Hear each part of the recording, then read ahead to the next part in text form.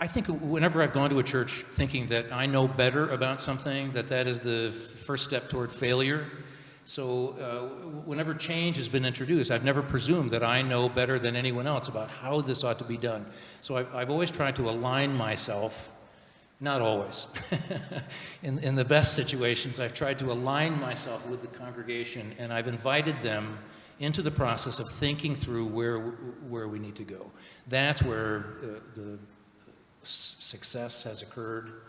But it can be disastrous to think I know better about where this church ought to be.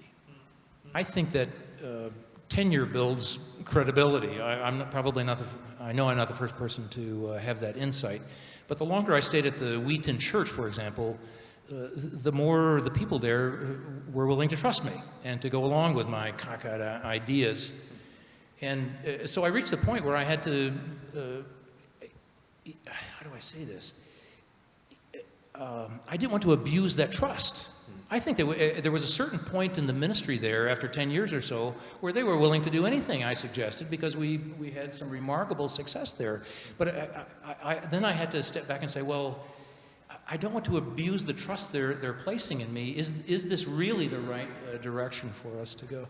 And then staff relationships. Oh my goodness, I'm not telling you anything you don't know. If you don't cultivate the relationships with staff members, your colleagues in ministry, I don't understand how it's possible to do much effective ministry. And one of the reasons, I'll repeat something I said last night, one of the reasons that my work with the Worship Institute has been so satisfying is that there's such evidence of healthy collegial relationships. People respect each other's gifts. People don't hesitate to speak about those gifts. They point them out. And if we in our church settings can find a healthy situation like that, there's probably no limit to what we can introduce.